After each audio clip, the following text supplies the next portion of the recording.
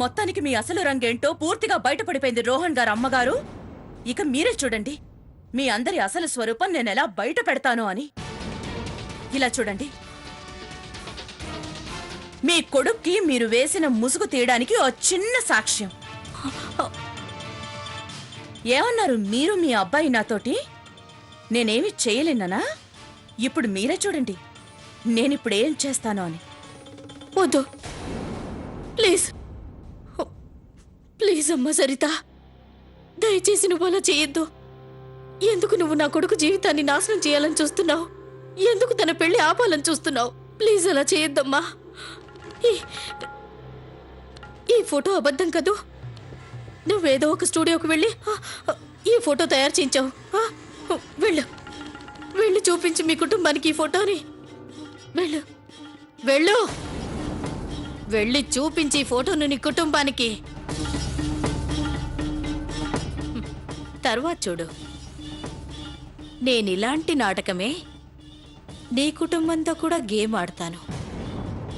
అలాగే చెప్తాను. నువ్వు ఈ నకిలీ ఫోటో తీసుకొచ్చింది నా కొడుకు జీవితాన్ని నాశనం చేయడానికని. ఆ తర్వాత తెలుస్తుంది ఇక నీ కుటుంబం నీ మాట నమ్ముతుందా లేక నా మాటనా. కానీ మీకైతే తెలుసుగా మీరేదైతే చెప్తున్నారో అదంతా అబద్ధం అని. నాకు బాగా తెలుసు నేను అబద్ధం చెప్తున్నాను అని. కానీ నేను చెప్పే ఈ అబద్ధాన్ని నీ కుటుంబం మొత్తం పూర్తిగా నమ్మేస్తుంది. ఏమంటావు దానికి? మరొక విషయం అమ్మా సరిత, ఈ ఫోటో నిజంగానే నకిలీది. ఈ ఫోటోని తయారు చేయించింది కేవలం నీకోసం మాత్రమే. ఎందుకంటే నువ్వు దీన్ని ఇక్కడికి తీసుకొచ్చి ఇక్కడ చాలా పెద్ద హంగామా క్రియేట్ చేయాలి అని. ఎందుకంటే ఆ తర్వాత నేను నిన్ను ఈ ఇంటి నుంచి బయటికి గెంటేస్తాను. లేదనుకో నీ ఆడపడుచు మళ్ళీ తన ప్రాణాలు తీసుకోవడానికి ప్రయత్నిస్తుంది. ఏది ఏమైనా సరే, కానీ నీ జీవితం మాత్రం నాశనం అయిపోతుంది. అవునా?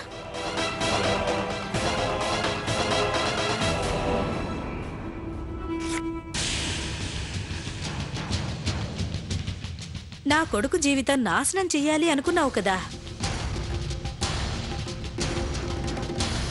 ఇదిగో తీసుకో. ఏం చేస్తావో చేసుకో.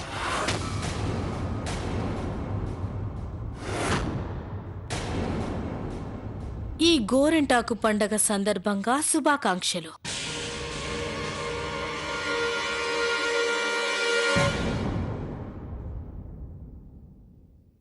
ఈ ఫోటో నకిలీది మాత్రం కాదు. నీ చేతికి దొరికింది నిజమైన సాక్ష్యమే, కానీ నేను దాన్ని మట్టిలో కలిపేశాను.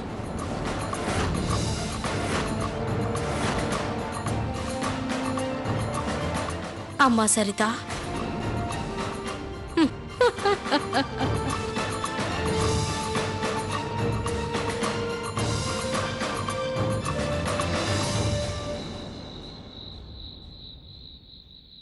అందరికీ కార్డులు పనిచేశాం. కొంతమందికి అయితే ఫోన్ చేసి చెప్పేశాం. చూస్తూ ఉండు, మన అమ్మాయి పెళ్లికి అందరూ ఖచ్చితంగా వచ్చేస్తారు. మీరు చూస్తారు కదా, మన అమ్మాయి షీలా పెళ్లి అందరికీ గుర్తుండిపోతుంది. ఎవరికి గుర్తున్నా గుర్తుండకపోయినా నువ్వు మాత్రం ఒక విషయం బాగా గుర్తుంచుకో. ఎంతమంది చుట్టాలు వస్తారో, ఏమేమి బహుమతులు తెస్తారో వాటిని నువ్వు జాగ్రత్తగా చూసుకోవాలి.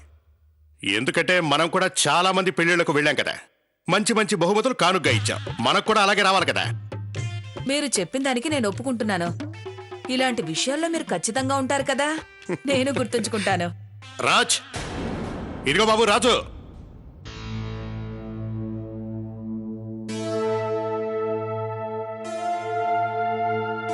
అరే బాబు, ఎందుకు మొహం అలా పెట్టుకున్నావు? నీ భార్య నిన్ను వదిలేసి వెళ్ళిపోయిందా ఏంటే? మీరు నా భార్య గురించి ఆలోచించకండి, మీ కూతురు గురించి ఆలోచించండి. ఎందుకంటే రోహన్ లాంటి చెడ్డవాడికి ఇచ్చి పెళ్లి చేసిన తర్వాత మీరు జీవితాంతం బాధపడుతూనే ఉండాలి కదా. నేను మళ్ళీ చెప్తున్నాను, 10 ఏళ్ల క్రితం చేసిన తప్పును మీరు మళ్ళీ ఇప్పుడు చేస్తున్నారు. నీకు ఈ మధ్య మాటలు చాలా ఎక్కువైపోయాయిరా.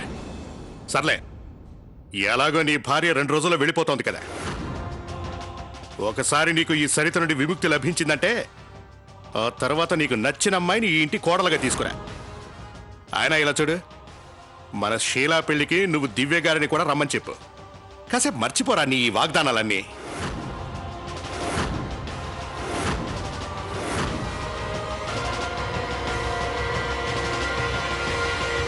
సరిత గారు,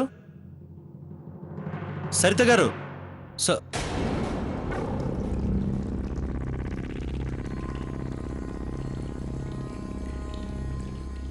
సరిత గారు, సరిత గారు, నేనేమనుకుంటున్నానంటే ఈ రోజు నుంచి మీరు నా చెల్లెల కోసం ఏమీ చేయొద్దు, ఈ కుటుంబం కోసం కూడా ఏమీ చేయొద్దు. వీళ్ళకి కేవలం మిమ్మల్ని అవమానించడం మాత్రమే తెలుసు.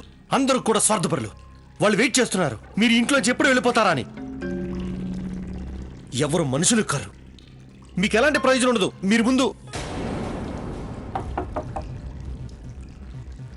సరిత గారు,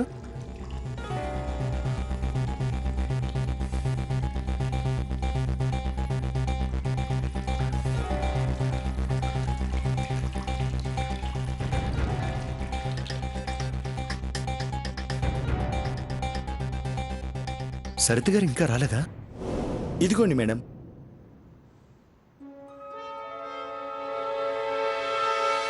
ఇంతకీ నాకు విషయం అర్థం కావట్లేదు మేడం. అంటే మీరు ముక్కలేని ఫోటోని తీసుకొచ్చారు, అంతగా ఫోటోలో ఏముందని అసలు? అయినా చూడండి, నాకు డబ్బులే ముఖ్యం అనుకోండి, కానీ నేను మీకు చెప్తున్నాను అదే మీ ఇన్ఫర్మేషన్ కోసం. ఆ ఫోటోని నేనే తీశాను. అబ్బాయి పేరు రోహన్, ఇంకా అమ్మాయి పేరు కాజల్. కాజలా? 3 ఏళ్ల క్రితం వీళ్ళకి పెళ్ళయింది. నేనే వాళ్ళకి ఫోటోలు తీశాను. వీళ్ళకి పెళ్లి అయిపోయిందా? అవును. మీకు ఖచ్చితంగా తెలుసా? చూడండి మేడం, ఇలాంటి కపుల్ని ఎవరు మర్చిపోగలరు? అసలు సిగ్గు అనేదే లేదు. వాళ్ళు ఏ విధంగా ఫోటోలు తీయించుకున్నారంటే నన్ను ఏమని చెప్పమంటారు? Thank you.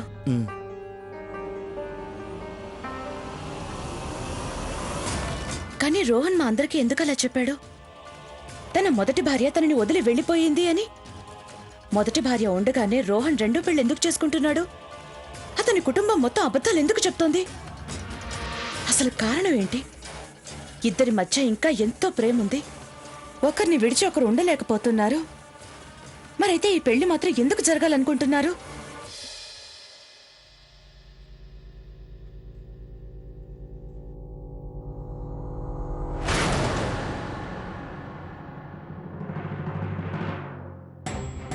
ఇంటికి తిరిగొచ్చావా తల్లి? చాలా మంచి పని చేశావు. అయినా నేను నిన్ను ఎందుకు అడగాలి నువ్వు ఎక్కడ తిరిగొస్తున్నావు అని? ఇంకా 2 రోజులే ఉన్నాయి నీకు ఈ ఇంట్లో. నేను అది కూడా భరిస్తాను. ఇక నా కూతురు పెళ్లి ప్రశాంతంగా జరిగిపోనివ్వు. పెళ్లిలో నువ్వు గందరగోళం చెయ్యాలని చూడకు, అర్థమైందా?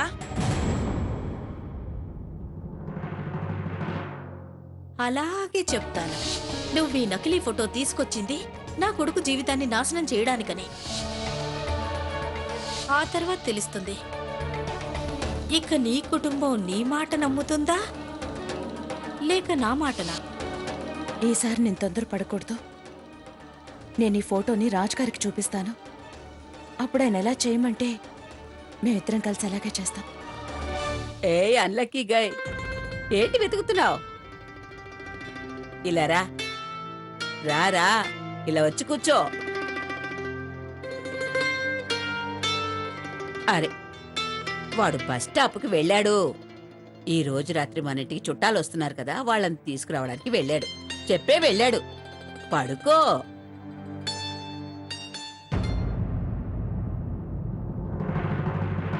ఓరి భగవంతుడా, ఏమనుకున్నాను, ఏం జరిగింది? ఎప్పుడు రాజు నీ తోడుగా ఉండడం మొదలుపెట్టాడో అంతా మంచి జరగాల్సింది పోయి అంతా చెడే జరుగుతోంది. ఆ భగవంతుడు ఏమనుకుంటున్నాడో ఏమో. నేనేమైతే ఆ భగవంతుడి ముందు చేతులు చాచి ఒకటి కోరుకుంటున్నానో, నా అన్లక్కీ జీవితాన్ని సంతోషంతో నింపేస్తే అది చాలు నాకు. ఇంకేమీ వద్దు. సరే కాని నువ్వు వెళ్ళి పడుకోమ్మా. బామ్మా, మీరెప్పుడూ చెప్తూ ఉంటారు కదా, ఎప్పుడైనా దుఃఖం వచ్చింది అంటే దాన్ని ఆనందంగా సహించాలని, ఎందుకంటే దుఃఖం తర్వాత ఎప్పుడూ సంతోషమే వస్తుందని. ఆ, మీరేం కంగారు పడకండి, హాయిగా పడుకోండి. ఆ.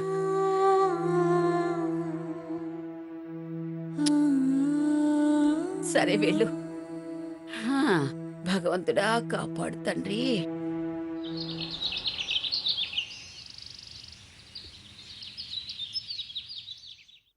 రాజ్గారు ఎక్కడికి వెళ్లారు?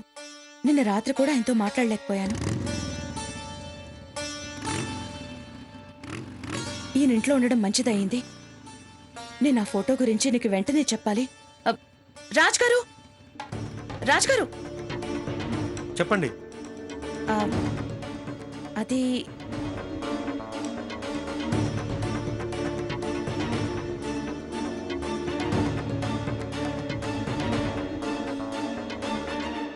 రాజ్గారు, అది ఏమైంది?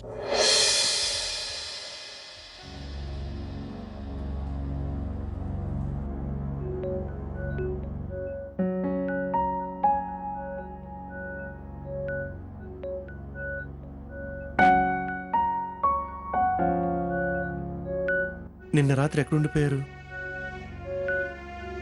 చాలా ఆలస్యం అయిపోయింది. ఏమైనా దొరికిందా? నేనైతే చాలా ఫోన్లు చేశాను మీకు. అదే యాక్చువల్లీ నా ఫోన్. అవన్నీ వదిలేయండి. అసలు విషయం ఏంటంటే నేను నిన్న రాజు, కజిన్- నువ్వు ఇక్కడున్నావా? నేను ఇందాక నుంచి నీ కోసం వెతుకుతున్నాను. నువ్వు ఒక పూజకి వెళ్ళాలి. ఎక్కడికి? అల్లుడు గారు ఇంకా వాళ్ళ కుటుంబం గుడికి వెళ్లారు, వాళ్ళ కులదేవతకు పూజ జరిపించడానికి. మన ఇంటి నుంచి కూడా ఎవరైనా వెళ్లాల్సిన అవసరం ఉంది కదా, అందుకని నువ్వు వెళ్ళు. అక్కడ పూజ అయిపోయిన తర్వాత నువ్వు త్వరగా ఇంటికి తిరిగి వచ్చేయి. పెళ్లికి వాళ్ళు ఆ గుడి నుంచే బయలుదేరుతున్నారు. త్వరగా వెళ్ళు. వెళ్తున్నాను.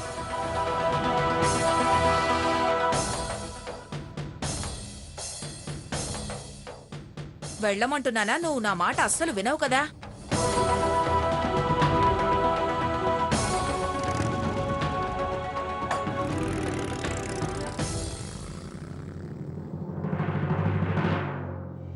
ఈ టైంలో రోహన్ గారి ఇంట్లో ఎవరు ఉండరనుకుంటాను. నేను ఇంకేదైనా సాక్ష్యం దొరుకుతుందేమో చూస్తాను. పెళ్లి వాళ్ళు వచ్చేలోగా వాళ్ళని ఆపడానికి నేను ఏదో ఒకటి చేయాలి ఈరోజు. ఇదిగో బాబు, పంతులు గారికి ఈ పళ్ళెం ఇవ్వు. ఈ పళ్ళెం మా ఇంటి తరపున, అలాగే మీ ఇంటి తరపున కూడా, ఇద్దరికీ కలిపి.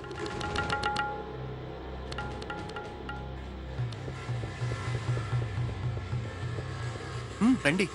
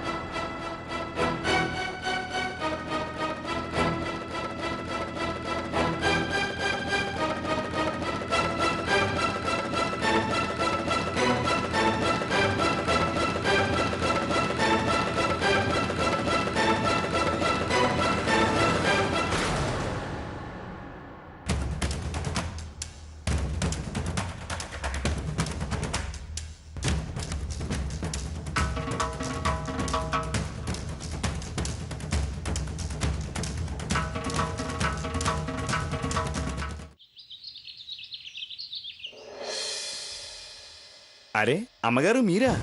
అందరూ ఇందాకే గుడికి వెళ్ళారు. అది నన్ను రోహన్ గారు అమ్మగారు పంపించారు.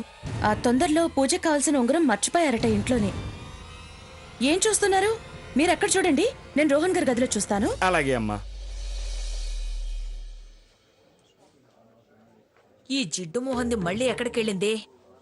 చెప్పా పెట్టకుండా వెళ్ళిపోతుంది. ఇక్కడ ఎన్ని పనులున్నాయి నాకు. అమ్మా త్వరగా రా, షీలా అక్కని తయారు చేయాలి కదా, తను నేను రమ్మంటోంది. సరే సరే, నువ్వు వెళ్ళు, నేను వస్తాను. సరే త్వరగా వచ్చేయ్. ఒకవేళ ఇది మళ్ళీ గందరగోళం చెయ్యదు కదా?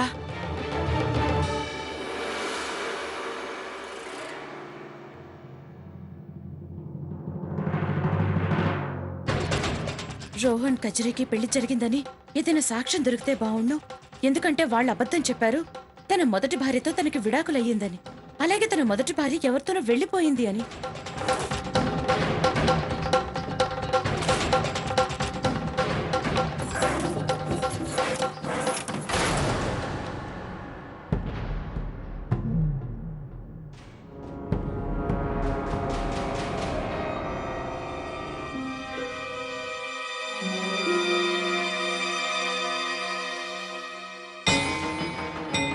భగవంతుడా, నా చెల్లెలి జీవితం రోహన్ లాంటి చెడ్డవాడి చేతుల్లో పడి నాశనం అవ్వకూడదని కోరుకుంటున్నాను. ఏదో ఒకటి చెయ్యి. రోహన్కి వ్యతిరేకంగా ఏదైనా సాక్ష్యం దొరికితే అతని గురించి నిజం బయటపడుతుంది. అప్పుడే నేను శీలాన్ని కాపాడగలను.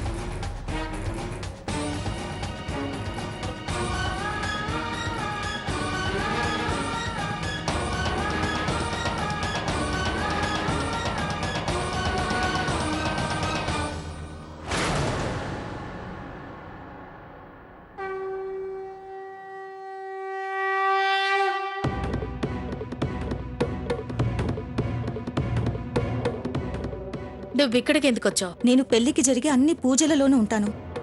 ఈ పెళ్లి నేను ఇంకా రోహన్ కలిసి తీసుకున్న నిర్ణయం. అయినా చూడండి, ఈ పెళ్లికి నేను అంగీకరించాను కదా. రాజొస్తున్నాడు.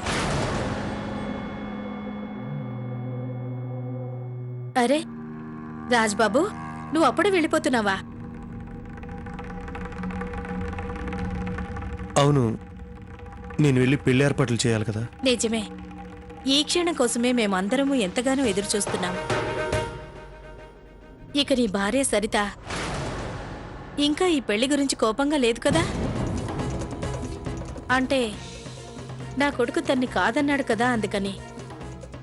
లేదంటే ఈరోజు పెళ్లి మండపంలో నీ చెల్లెలు శీలాకి బదులుగా నీ భార్య సరిత కూర్చుని ఉండేది కదా.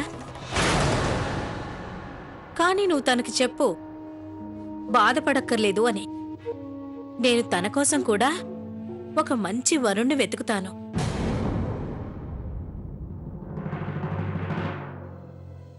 మీకెందుకులేండి ఇబ్బంది? మీ అబ్బాయి రోహన్ లాంటి భర్త సరిత గారికి రానందుకు తను చాలా అదృష్టవంతురాలు.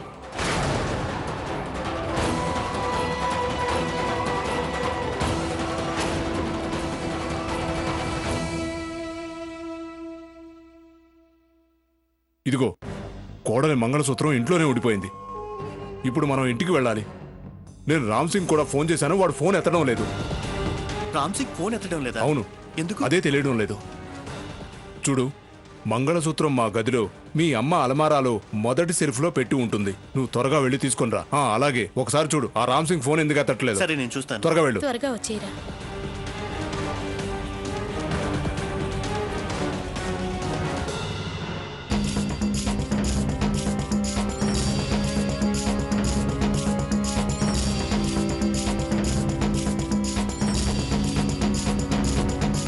అది ఉంగరం అమ్మగారి గదిలో లేదు.